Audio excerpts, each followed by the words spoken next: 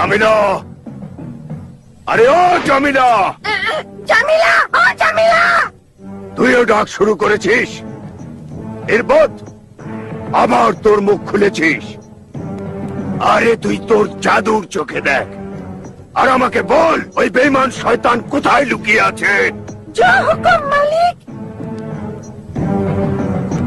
মালিক, জামিলা তো নিজের ঘরে ঘুমিয়ে আছে।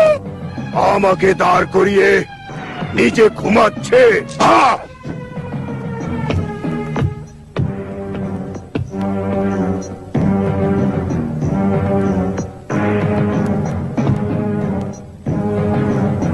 ডিমের সিন্ধুকে ছিল।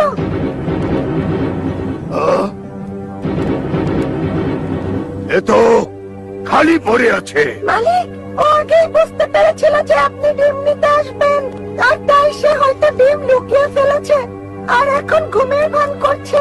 তো এই হচ্ছে কথা।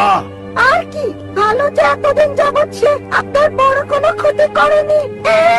এখন তার ঘুমের বাহানা চলছে, এখনই ওর ঘুম ছুটিয়ে দিচ্ছি।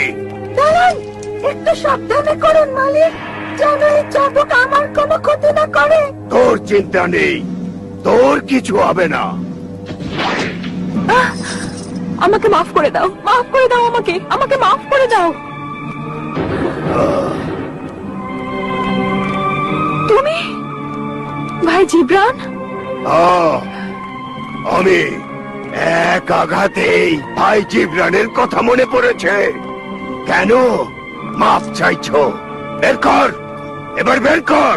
কোথায় লুকিয়ে রেখেছিস তুই আমার জাদুর ডিম দুটো? ডিম বের কর বেঈমান ডাইনি, বের কর। মালিক, আরেকটা। ওই ডিম দুটো তো জাদুর পাখির জিনেরা নিয়ে গেছে। মিথ্যাবাদী! মালিক, বড় আঘাতে নয়, ছোট আঘাতেই কষ্ট। আমার মারুন চাবুক। বের কর বেঈমান! শোনো, আরো মারুন ওকে। ডাইনি বের কর! আমাকে ডাইনি বের কর!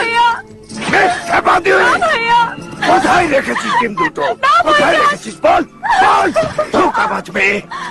কোথায় রেখেছিস বল, আমাকে মেরো না। বল। আরো জোরে মারুন। না ভাই না, আমি নির্দোষ।